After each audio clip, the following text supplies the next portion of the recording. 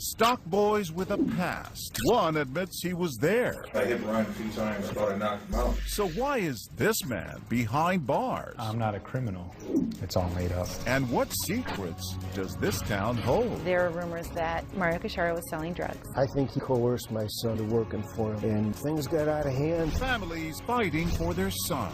That is a big holdup, big time. There was no DNA, no witnesses, and no motive. And a blood-sniffing crusader takes us inside a cold case. Push his hand like this. Interrogation tapes and new evidence, she says, points to the real killer. Comes up behind him like this and cuts his throat. Mystery in a small town. Welcome to 2020 on ID. I'm John Quinones. It's a tragic story that happens all too often. A well-liked kid heads off to a very familiar place and is never seen again. But what makes the case of Brian Carrick even more haunting is the belief that he was harmed by someone he knew, and lingering questions of whether the man behind bars is the real killer. As Ryan Smith first reported in 2014, this twisting tale of rumors, a recanted confession, and the untimely death of a central character has left a small town with relationships shattered and more than one family broken-hearted.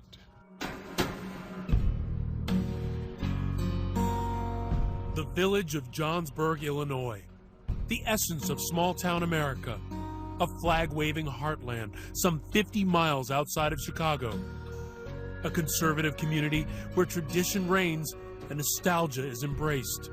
Some call this Mayberry of the Midwest. There's a lot of farms out there still, and then there's some subdivisions that have crept in. You got the grocery store, bowling alley. Very simple, very just kind of easy. But Johnsburg is also a village with a secret. A lingering, unsolved mystery that still has people talking. I can't really think of a bigger news story. I would say everybody had an opinion. I think there's somebody who knows exactly what happened. What happened to Brian Carrick, a likable 17-year-old high school junior who one Friday night in 2002 vanished from inside the grocery store where he worked as a stock boy just 5 days before Christmas? Amanda Marazzo covered Brian's disappearance for the Chicago Tribune. He was excited about Christmas. There was no indication for him to run away. His father, William Carrick, an electrician, says his youngest son was always by his side. Wherever his dad went, his dad said he'd be in his hip pocket. He's an entrepreneur, started making money very early on shoveling snow. What kind of person was Brian? From all accounts, he sounded like he was funny and he was goofy and he was a smart aleck. There's a story where the one sister read about how he had read her diary out loud to the family one time. Oh. So that, so he was goofy. Just like a little brother, right? Just like a little brother. Yeah. And he loved Val's Foods, the village's only grocery store, directly across the street from the Carrick home. Val's co-owner, Jerry Cacharo. He was smart that you don't have no idea how smart he was. If you tell him to do one thing one time, say, this is what I want you to do. Next time he'll tell you what to do. So he was a go-getter. If there were more people like Brian in this country, there'll be a beautiful future of our America. In Johnsburg, everyone knew the Carricks, the hardworking Irish Catholic family with 14 children, Brian the 11th. Parents, when they got married, said, God, give us as many kids as you want to give us, and we'll take them. Describe the Carrick family for me. What were they like? They, all very nice people. One of the sisters said they didn't have the best clothes, and they didn't always have school supplies, but they had a lot of love. That December 20th was Brian's day off, but he went to Val's looking for a co-worker, passing his brother Eddie, also a stock boy, on the way. Eddie was going out to get the carts from the parking lot, and Brian was walking into the store. He never saw his brother after that. The next day, his mother, Terry Carrick, received a troubling phone call. Brian hadn't shown up for work. She knew her son would never miss work. That was his life, was going to that store. She went upstairs, he wasn't in his bed. She knew immediately something's wrong. Mary, Mother of God, pray for us sinners, Within days, Johnsburg was reeling in disbelief. This was not the kind of town where people just went missing. Johnsburg's so safe and such a small family, church-oriented community, and then to have something like this happen is just very hard to take in. Supporters gathered at a vigil for Brian, walking the same route he walked to work, across Johnsburg Road. His mother, Terry, the strong matriarch, shaken. Horror, the torture of not knowing, where he is or what's happened. It's every parent's worst nightmare, and I guess we're living it. As weeks passed, no one knew if Brian Carrick was dead or alive. Johnsburg police were involved, Illinois State Police became involved, the FBI became involved. People were searching the places where Brian might go. We had a search dog. They had psychics would come to Terry's front door and try and tell her where he might be. Val's Foods posted a $25,000 reward. Grocer Jerry Casharo's daughters, Julia and Joanne. I think some people would look at that and say, they're putting up $25,000 for somebody who works for them. Not a family member, but an employee. The Carricks needed it. They didn't have the money. We were desperate to try and find what happened to him. The Carricks and the Casharos, two of Johnsburg's most well-known families, friendly for nearly 20 years.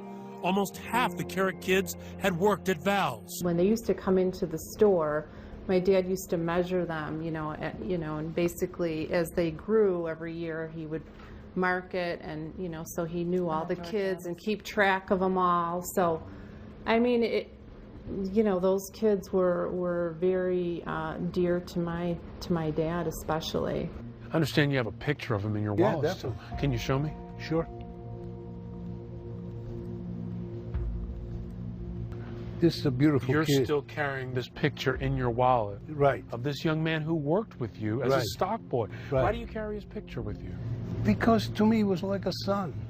He would come in there on his day off all the time. He would come in, and if he saw a line of people, even though he wasn't on the clock, he'd jump in there and start bagging groceries. And, it's like you don't really find kids like that. He's one in a million. What was your dad's reaction when he went missing? He was heartbroken. He cried. He cried and cried. An early break in the missing persons case revealed blood evidence in and around the grocery store produce cooler. News no one wanted to hear. Drops, spatter, smears, a bloody fingerprint, Brian's blood. What heartbreaking mystery did the family's grocery store hold? What was your reaction when you heard that police found blood in the produce cooler? I think then immediately it's like, well, who did it? Everybody was just like on edge. Police questioned everyone, including 3 stock boys, Shane Lamb, Rob Render, and Mario Casharo. 2 of them have criminal records. But police quickly turned their attention to the one with no priors, the boss's son, 19-year-old Mario, Jerry's heir apparent. Are you kidding me? You guys were shocked at that point. Yes, completely shocked. Mario's really one of the nicest, kind, intelligent, funny, just a sweetheart. Cops were beginning to develop a more sinister profile as Brian's father, William Carrick, would share with a local reporter. Mario allegedly was selling dope, and I think he coerced my son into working for him. And somehow, things got out of hand. There are rumors that there was some things going on at the grocery store that shouldn't have been going on. Tell me about that theory. The story is that Mario Casharo was selling drugs and that he would use some of the kids at the grocery store like Brian Carrick to sell the drugs. And Brian Carrick, being the sweet kid that he is, wouldn't always collect the money. Authorities were convinced that the boy who freely gave away pot was a victim of foul play. They believed he was killed over a $400 to $500 drug debt he owed Mario. Police began to dig into Mario a little bit, and they believed that he was selling drugs. I think, maybe he smoked pot. I think maybe him and his friends bought it and sold it to each other. I mean, you're talking about a very small amount. But with no eyewitnesses, no physical evidence tying Mario to the crime scene, or even a body, the investigation grew cold. And so did the bond between the Carricks and the Casciaros. The relationship had gone sour, and then one day my dad said that Mrs. Carrick had come in the store, and she kind of turned her back to him when he approached her to say hello, and that was the last time she ever spoke to him. But for Mario, life was moving on. Mario Anthony Casciaro. Here he is receiving his degree in finance from Illinois State University 3 years after Brian's disappearance. But for the Carricks, no closer to any answers, it was as if time stood still. Hey, Mario. Mario joined the family grocery, worked as a manager, and helped build the business. That was not the only store that he was going to have. It was always going to be 2 stores and 3 stores and 4 stores. That grand plan would never happen. Mario's world was about to collapse around him. A break in the case. This stock boy, Shane Lamb, would change everything with a tale of violence in the produce cooler the night Brian vanished. I hit Brian a few times. He was bleeding from his mouth. I thought I knocked him out. Where's Mario when you're doing this? Right in the doorway.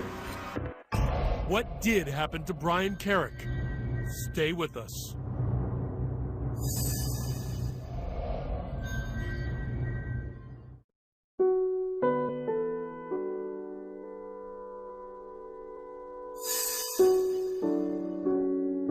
I would like to thank everybody for attending tonight. A toast to prosperity and future. Salud. Happy memories for Mario and the Casciaro clan. Older brother Eugene's big Italian wedding. But good times were in short supply for this family. Jerry and Maria Casciaro, Italian immigrants, met and married in the States, realizing their American dream when they joined with relatives to buy Val's Foods. You know, he didn't have anything given to him. He came to this country, built what he had from the ground up. In an age of superstores, Val's thrived in this small town where a night out is spent at a bowling alley or a pizzeria. Nearly every family in the village shopped there. So many of the local kids worked there. And for the Casciaros, the future was bright. Those dreams now tarnished by tragedy and grisly rumors about missing stock boy Brian Carrick, believed to have been killed inside the store's produce cooler. One of the persistent stories is that Brian was killed in the cooler. Mario called family from the city who came in, dug him up, dismembered him, and threw him in a river in Iowa. It snowballed into these disgusting rumors that that he was cut up in our meat department, and then it started becoming that our family was involved in some kind of crime family. The FBI investigated and dismissed rumors of a mob hit. This case may have remained an unsolved mystery if not for this man. This is Assistant State's Attorney Michael Combs. Also known as Mick Combs, a tough, hard-edged prosecutor, determined to find justice for the Carrick family. 2010, a break in the 8-year-old case. Prosecutor Combs finds a key witness. His name, Shane Lamb. Who is Shane Lamb? Shane Lamb, he's got a criminal history. He grew up rough. I think he's a very tragic character in all of this. A stock boy at Val's who worked alongside Brian and Mario. A 5-time felon with a rap sheet that included attempted murder at just 14. He repeatedly denied knowing anything about Brian's disappearance to authorities. 8 years later, in jail facing up to 12 years on drug charges, he was ready to talk. But first, he wanted a deal, and so did prosecutors. Shane Lamb is given immunity from the offense of murder, involuntary manslaughter, concealment of a homicidal death, and any other offense resulting in his involvement in the disappearance of Brian Carrick. With this deal, Shane escaped all charges related to Brian's death and a reduced drug sentence. All he had to do to get the deal, tell his story. And that led police to Mario. What exactly did Mario tell you? Pretty much to talk to Brian, try to intimidate him into getting the money. Well, how were you to intimidate him? Talk to him. He never came out and said go kill him or anything like that. A controversial deal awarded to a man who admits he was the likely killer and Mario the mastermind. According to the prosecutors, Mario knew what he was doing by bringing Shane Lamb in and using him as a tool, as an enforcer, as the muscle to get what he wanted. Shane was off that night at a party getting high. He says Mario called him to come to the store. Brian owed him money and he wanted it back. Mario wanted Shane to talk to him. It was time for him to pay up. Went over there, told Brian what's up with the money you owe him, I had to pay him at least some of the money back. We got to arguing. Mario said it was getting too loud, going to the produce cooler right there. Shane says he demanded the money from Brian, but Brian resisted. Shane lost his temper. Things turned violent. I hit Brian a few times. He was bleeding from his mouth. He fell out. How hard you hit him? Thought I knocked him out. That was it. Where's Mario when you're doing this? Right in the doorway. Knocked unconscious, not sure if Brian was dead or alive, Shane says Mario told him to leave the grocery store. He said, go ahead, I'll handle this. I left, went back to a party. Armed with Shane's version of what happened, prosecutors arrest Mario for killing family friend Brian Carrick. A small victory for Bill Carrick, reminded daily of the store across the street on Johnsburg Road, a moment Terry Carrick would not live to see when she died in 2009. For the Cacharo family, it was a moment of utter disbelief. I wanted justice for the Carricks, but they got the wrong guy. Mario and Shane, the mastermind and the muscle, according to the prosecution's theory. Though Shane says Mario never laid a hand on Brian, never ordered him hurt, prosecutors insist he's guilty of the rare charge of murder with intimidation.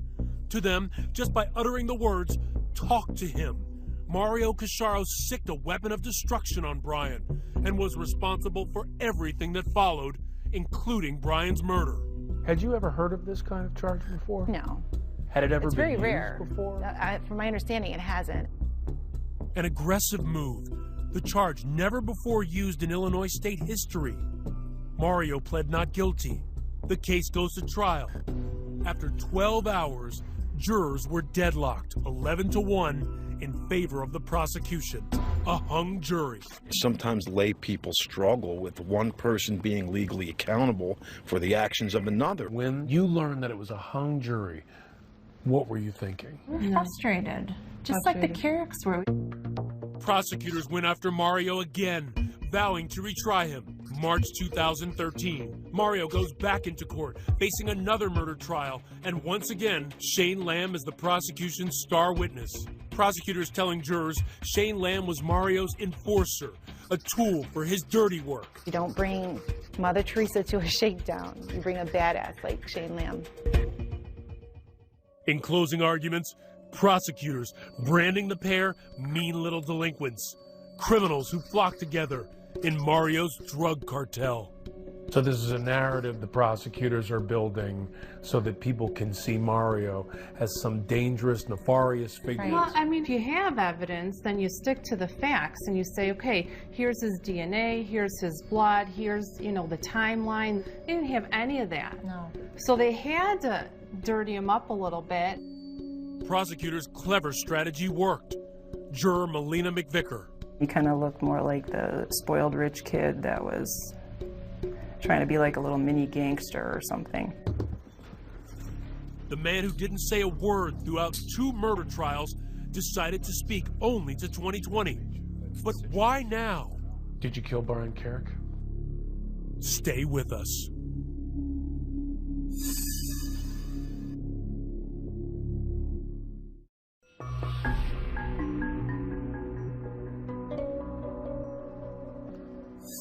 After 12 years and 2 murder trials, there has finally been a conviction in the murder of Brian Carrick. But questions remain. And now the man behind bars for murder tells what he says really happened and what didn't. Once again, Ryan Smith. Mario Casciaro sits inside one of the toughest maximum security prisons in the country, Menard. Over a century old, the notorious and the deadly have been here. Remember him? The serial killer clown, John Wayne Gacy? He did his time here. And now, it's home for Mario Casciaro, which is where William Carrick believes he belongs. Everything I've heard about these maximum security prisons is bad. I guess he's earned his place. The college graduate and budding grocery store magnate, now a convicted murderer, shackled and chained to the floor. Brian Carrick's family believes that you belong here. If allegations are repeated over and over and over again for, say, 7 years, you begin to believe that it's a fact. The Carricks believe that you know where Brian's body is. It's sad that they think that. It's sad that that they would ever think something like that. And I really hope that we find Brian. A toast to Mario before every family meal. The welcome of Mario in the very near future. I'm not a criminal. Nobody in my family's ever even been in handcuffs. I'm the first. And that includes extended family as well. Mario says Brian Carrick was a loyal employee and they had a good relationship. He was a good guy. Good family. He worked hard. One of my favorite co-workers. 12 years later, and Mario still remembers December 20th, 2002. Just 5 days before Christmas, the store packed with shoppers, filling their carts with all the makings of Christmas dinner. It was Brian's day off, but he showed up that evening around 6:30 asking for another stock boy, Robert Render. Brian suspected Rob was stealing alcohol from the store. Jacob Keppel, now a tax accountant, was once a stock boy too. In the weeks leading up to Brian's disappearance, Rob was under suspicion of stealing alcohol from Val's. And I was present for a conversation between Brian and Rob in which Brian stated to Rob, I know you've stolen alcohol from here in the past, and if I catch you doing it again, I'll turn you in. And what did Rob say back to him when he said that? I don't think he did have a response. Brian was looking for Rob Render and had asked me if I seen him, and hey, where is this guy? And I paged him, and that was the last time I seen him. After seeing Brian, Mario says he picked up a pizza nearby, sharing it with employees in the break room, clear across the other side of the store from the produce cooler. That's his alibi. Mario says he helped close the store, as usual, at 8. Both the defense and prosecutors believe Brian was murdered before closing time. Did you kill Brian Carrick? Absolutely not. Are you responsible in any way for his death? No. As for the prosecution's claims that the man who put him in prison with his testimony, Shane Lamb, was called to the store that night to talk to Brian. So this is important because police believe that sometime you call Shane Lamb. Did you ever call him? No. We actually gave them my phone records and showed them that there was no call. On your urging of talk to him, has an altercation with Brian Carrick, punches him a few times, lays him out. You tell Shane, go, I'll take care of this. Any truth to that? Not at all. I didn't even see Shane in the building that evening. Why would I say, yeah, buddy, let me take care of this for you? I don't even know that kid. Let me just take care of a murder for you. Be serious, you know what I mean? He questions why anyone would believe he'd take a murder rap for Shane Lamb, who'd only worked at the store for a few months after a 2-year stint in juvie for attempted murder. But what about the witnesses who testified Mario sold pot? Did you ever sell drugs? There were times that when I was smoking pot that I would, I guess, sell people pot out of my personal stash, but it wasn't anything that it wasn't like a criminal enterprise. Did Brian ever sell pot for you? No. Did Brian ever owe you money from selling pot? No. So this claim about him owing you $400 or $500, and that's why you had Shane talk to him? It's all made up. They took something that's very small amounts of marijuana and made it seem like it was a huge criminal enterprise. They actually went so far as to say I was a drug cartel and kingpin. That's significantly different than smoking some weed with your friends. Former local reporter Sarah Strzelka agrees. There were multiple people who got up on the stand and said that they had bought, pot from Brian or bought pot from Mario or whatever it may have been. but this wasn't a cartel. It wasn't some big drug empire. It was high school kids buying a little bit of pot here and there. You didn't testify at your trial. How do you feel about that decision now? I think it was the wrong decision. I wanted to do it at the time. I was just advised not to. His future was in the jury's hands, and they never heard from him. That may have cost Mario his freedom. The verdict. What's going through your mind as you're waiting for that verdict in the second trial? What is taking so long? What are they thinking about? What could they possibly have found to be credible that they've seen? Did you think at that point you were going home with your family? Yeah, sure did. How firm was your belief that you were going home? 99.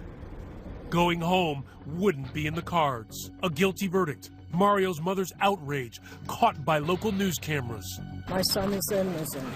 There's a big holdup, big time. His family sobbed. His father wailed. Mario is confident the whole time his hat was up, and then he just drops his head. He was shocked. He thought he would never be convicted. There's no physical evidence. It was heart-wrenching. It was if Mario had died. People were sending flowers. People were just coming in to hug us, and it was such a surreal, emotional experience. It's like an experience I can't even explain to you. Can you make it through 26 years in here? I don't want to. I mean, if I have to, I will find a way, but I don't want to. I don't want to sit every day thinking about how did I get here? Because I don't have the answers. You know what I mean? Next, enter this woman. She's on the trail of evidence never brought to trial, and a new suspect. I didn't do anything, and I don't know anything. Renner comes up behind him like this and cuts his throat. Stay with us.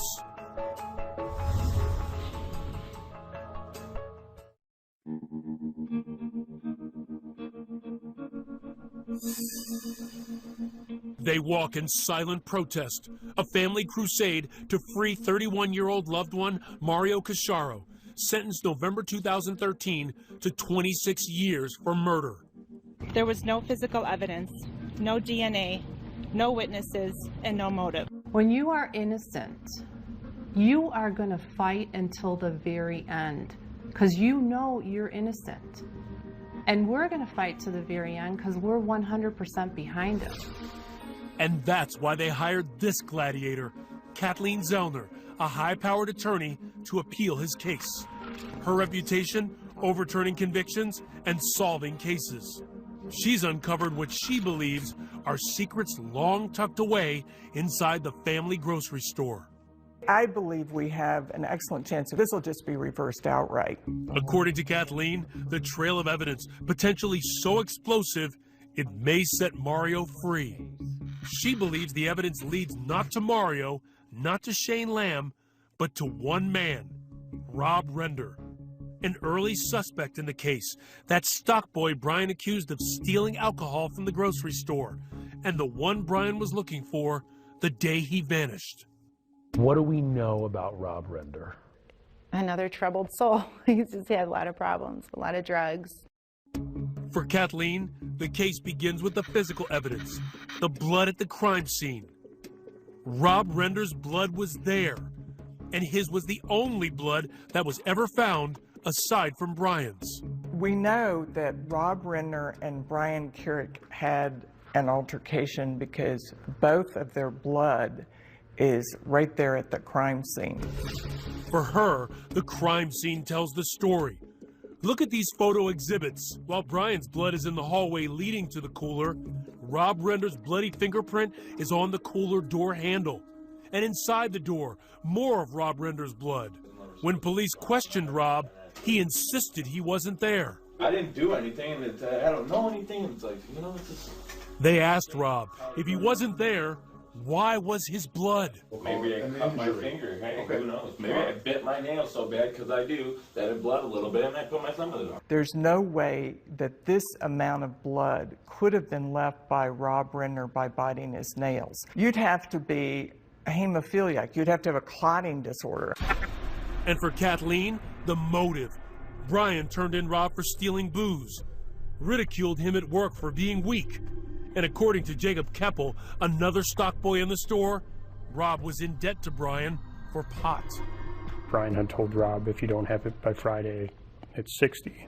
And to me, that meant if you don't have the $30 you owe me for weed by Friday, then it's double. Next, opportunity.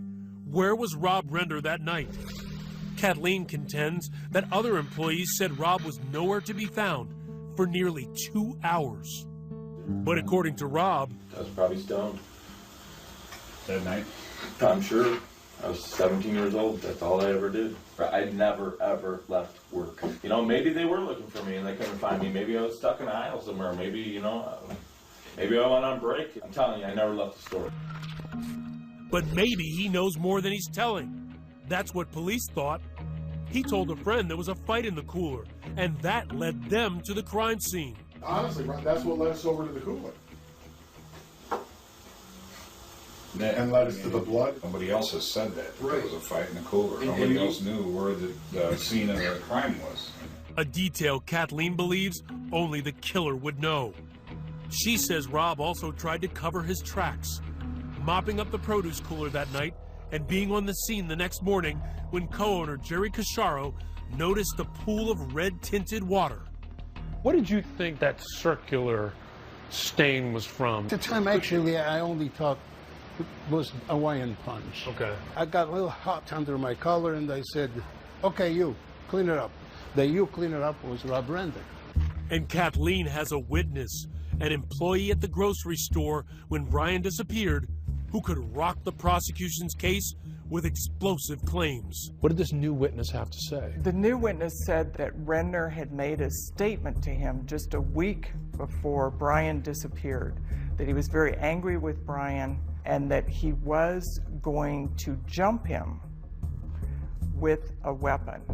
That matches with her version of events. Kathleen says the fatal blow wasn't from a punch, as Shane Lamb confessed, but from a knife. Tell me what you believe happened between Brian and Rob Render. I believe that Render comes up behind him like this and cuts his throat, and in the process cuts himself. Then I believe that Brian starts falling forward and Render grabs the door. That's why his thumbprint is on the door. And then he pushes him like this. Then he scrapes against those boxes. That's why the transfer blood is there. The attack is in the hallway. So we're all familiar with the blood evidence. And acting on a tip from this witness, Kathleen's investigators finding a piece of evidence in the police report, a pair of soiled underwear with a brownish red color. Kathleen thinks it may be blood.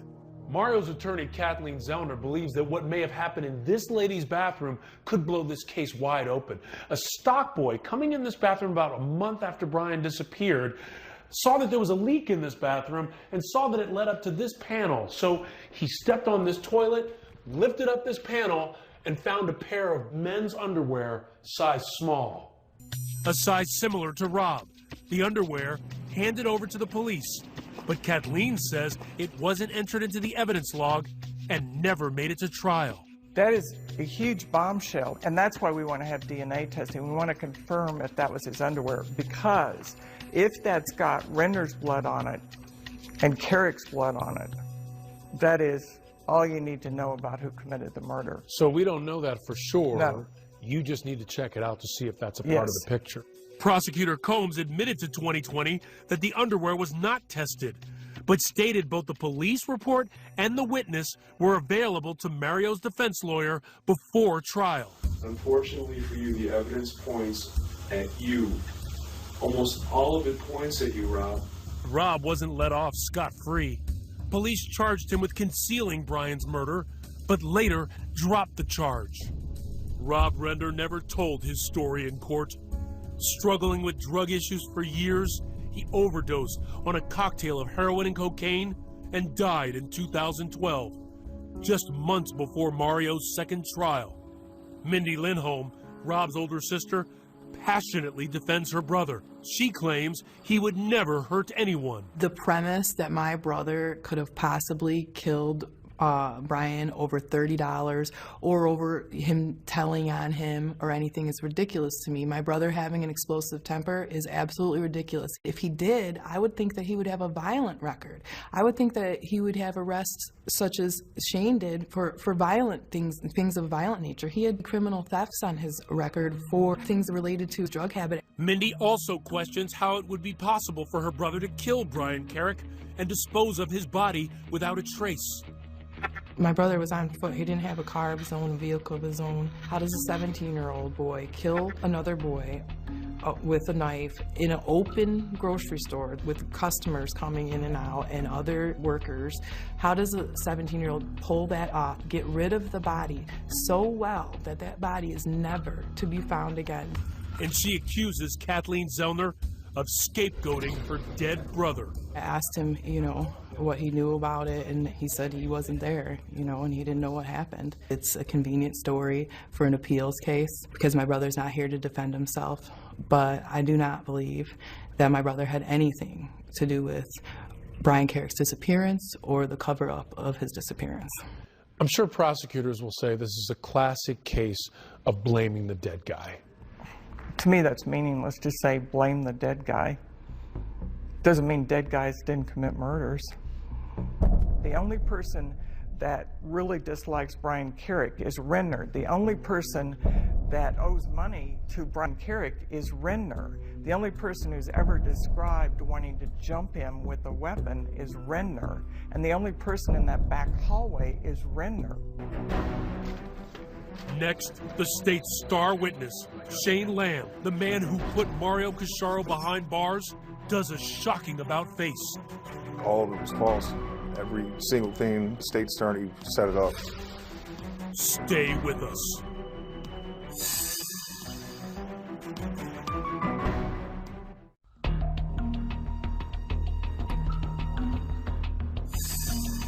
September 30th, 2014. A dramatic development in the Mario Casciaro case. The man at the center, the state's star witness whose testimony helped send Mario to prison, now says it was all a lie. Shane Lamb sat down exclusively with 2020 with a stunning confession. Why are you coming forward now? Because Mario's in there for 26 years for something he didn't do. I didn't have anything to do with this. Mario didn't have anything to do with this. He doesn't deserve to be in prison. And it's safe to say that he's serving 26 years in a maximum security prison because of your testimony. Yeah, that's right. He said he was coerced by a prosecutor hell-bent on putting Mario behind bars. What do you want to say about your testimony today? All of it was false. Every single thing, the state's attorney set it up. He's talking about Assistant State's Attorney Michael Combs, saying he forced him to place Mario at the crime scene to get that immunity deal, the one to avoid being charged in Brian Carrick's death. Shane says his back was against the wall. I was arrested for cocaine charges. My offer was 12 years. They said that I'd be indicted for murder if I didn't cooperate. And it came down to him or Rob Render. He said Rob Render was in Lake County Jail. If I didn't want to talk to them, that they're going to go to Rob Render next. So you believed that they were either going to feed a story to Rob Render that he was going to tell about his involvement or Mario's involvement, and right. Whoever took the deal first. Exactly, yeah, 100%, that's how I felt. Here he is giving a statement, but according to Shane, what you don't see before this point, before the cameras roll, he makes allegations that Combs sat him down for an hour without his lawyer, telling him what to say point by point. On December 20th, 2002, Mario Casciaro never called you to say, come to the store and talk to Brian Carrick because he owes me money. Never. You weren't his enforcer? No. Did you guys ever get into a fight? No. You never punched him 2 or 3 times, knocking him unconscious? Never. And then Mario never said to you, get out of here, I'll take care of this? Never. Never happened. Explosive allegations, especially if true. But there's a problem. Shane Lamb has a long history of lying, along with a lengthy rap sheet. You're a 5-time felon. You spend a lot of your life in and out of jail. Can you understand that people are going to say, well, how can we believe him? You know, they believe me enough to use my testimony to put him away. But now, since I'm telling the truth now, they're going to say I'm lying. And this, if Shane is to be believed, why would a prosecutor risk so much? Why would he put his career on the line, threatening you, just to put Mario in prison? I don't know why a lot of people do not like Mario for some reason in law enforcement. That's a question we put to Mario himself. Police took the stand and talked about how you were arrogant in talking to them. I don't feel I'm arrogant. Do you think that you're sitting here maybe in large part because they just didn't like you? This isn't a popularity contest. This isn't the senior prom. This is my life. If I'm sitting here because they don't like me, then I shouldn't be here. The state's attorney's office wouldn't go on camera because the case is on appeal. In a statement to 2020, Prosecutor Combs denied coaching Shane Lamb out of the presence of his lawyer, calling it unworthy of belief, untrue, and too far-fetced. You know, as I hear you today, I think, what do you have to gain from all this? I have absolutely nothing to gain. The only thing that can happen to me right now is them recharging me for murder. I have everything to lose right now. So you have nothing to gain, everything to lose. Is that why you think people should believe you? 100% they should believe me. It's the truth. How does this change your defense of Mario? It dramatically changes it. The witness statement about Renner's plan to attack Brian Carrick, combined with Shane Lamb recanting everything, he was the whole case. I mean, he was the only person that was responsible for Mario being convicted. But then, who killed Brian Carrick? All three stock boys tell a different story. Shane Lamb now says he was never at the store that night, and no co-workers placed him there either. Mario Casciaro claims he was eating pizza in the break room. And before his death, Rob Renner proclaimed his innocence. And Brian Carrick's body has never been found. Where'd he go? People don't disappear. People don't just get sucked up and disappear. And that's the part that's why we're talking about it. It's so unfair to that family that they still don't really know. But for Shane Lamb, one thing is clear. He is willing to spend the rest of his life in prison so that Mario doesn't have to. And he's in Menard right now, one of the worst prisons in Illinois, for 26 years, and I just feel like they let somebody make up testimony to get him locked up for 26 years, and he's sitting there and he can't do anything about it. I'm not going to have it on my chest anymore. You were the one who put him in Menard. I was, but I was following what they wanted me to say. They just wanted to close the case. It seems like this weighed heavily on you. It did. I don't want to be the reason that he's doing 26 years. If, you know, Mario is watching this, I just want to tell him I'm sorry. His family, I'm sorry. If you feel so deeply about it now, where was that feeling when you were telling the story that put him in prison? At first, you know, I don't care how tough you think you are, you know, it doesn't seem real until somebody gets convicted. I'm happy that he's finally telling the truth. I wish he would have done it at the trial, so that way I wouldn't have been subjected to this, because this changes your whole life. Are you losing hope? When you sit in here, it's hard to be optimistic. Every day that goes by is another day that I'm not with my family. Oh, God bless Mario. My dad's 79 years old. I don't know how much longer he has left. And every day that goes by, I'm missing out on that. You're missing out on being with your family.